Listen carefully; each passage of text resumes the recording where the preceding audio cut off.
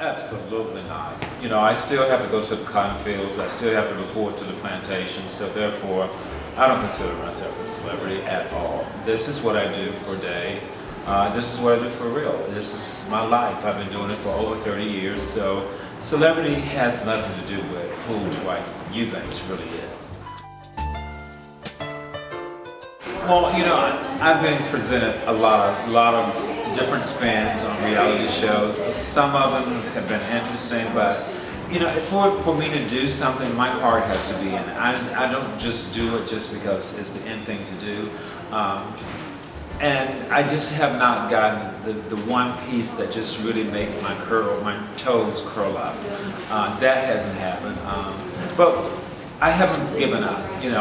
I'm still looking at some other ideas, and it will happen. It will happen. I feel it in the air. I feel it in my bones. And when the right twists come along that really make a statement what I'm all about and the Purple Door is all about. Not just buffoonery. Just being on television, and buffoonery and without a check does not make sense to me. With a network behind me, I should be able to do a whole lot more. I should really be able to move mountains. And unless I'm doing that, I just continue to do what I'm doing. I love what I'm doing. I love hair, I love fashion, I love beauty, so it's not a day of work for me. It's really my passion and what I love doing. Well, this is who I am every day, whether it's Matthew or without Matthew. I have my own idea of what I want for fashion and my own eye. I've known Matthew for probably 35 years or so. I met him back in the Soul Scissors days. His name was Duke. We used to call him Duke.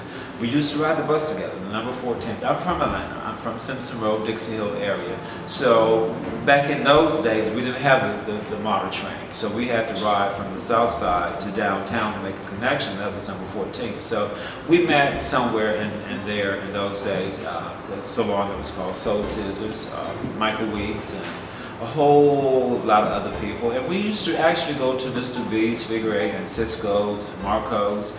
And they used to have a best dress contest. And that's how we paid our rent. We paid our rent by going to the best contest, and we got that money. Whether it was on Fridays or Thursdays.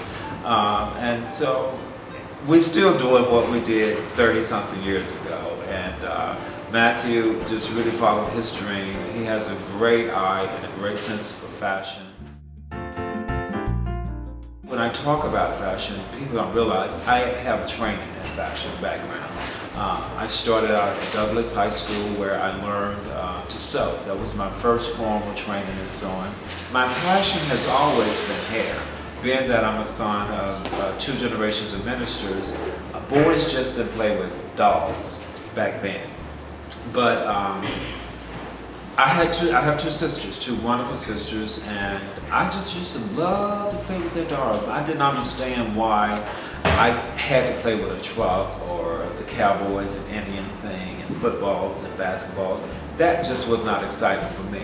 I wanted to play with my sister's doll. It was a little skinny doll that they used to call Barbie, and she had long, beautiful hair, and that was just my gratification. I would just sit and brush her hair, and needless to say, I got lots of ass whippings for playing with the dolls. So I guess the more my parents told me not to do something, the more I wanted to do it. Whereas if they would have reversed it, I probably would have been a football player. I started going to Paris some 20-something years ago, and at that time I had a hat collection. It was called Eubanks Designs. On the average, well, with the economy the way that it is now, I have not been going as often as I'm supposed to. So I go maybe 4 times, 6 times a year. It depends on what's going on or what clients is going on, have something going on in Paris. So average 6 times a year, and sometimes it's more. It has changed a great deal. When I opened the Purple Door in '89, I was on top of the world. I made lots and lots of money, had fabulous clientele, and coming from Saks Fifth Avenue and being style director from Saks Fifth Avenue, and little black boy had a dream to open his own salon. Nobody told him, idiot, don't do it.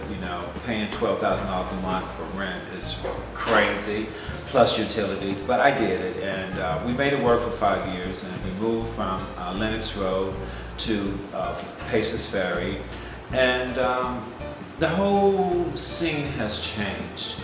I think it has gone from good to worse in our community. It's the one profession that we owned in our community, and I think we're losing it. We're losing it, and I'm predicting in the next 5 or so years, the black salons will be obsolete. The Asians are coming in and taking over. The Dominicans are coming in and taking over, and we have black salons that's giving their services away. I'd rather not do it versus to give my services away. People doing weaves for $50, which is just I don't understand it. And until we can control that and change that, the whole industry would change. We have clients coming in with their own hair, which I totally think is crazy. Unless we can take our own ground beef to McDonald's and tell McDonald's, we'd like for y'all to make a hamburger with a Big Mac. We want you to cook our hamburgers and put it on your buns and your lettuce. It doesn't make sense. So we're losing grip of our industry, and the arrogance of the Asians to say that they don't even sell hair to us is an insult.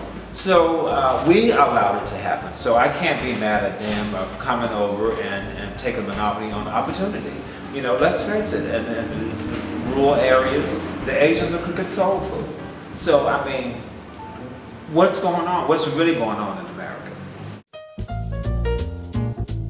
We're dedicated to fashion, beauty, and style, whatever means necessary. We can do it all. I have an incredible team of staff and people, from nail technicians to skincare specialists to hair extension specialists. So we can roll with any jar that comes through these doors. You have to realize the world has become so minutely small to that texture has changed. There is no one texture anymore. Some textures on one head could be a combination of 3 or 4 different textures or 5 different textures.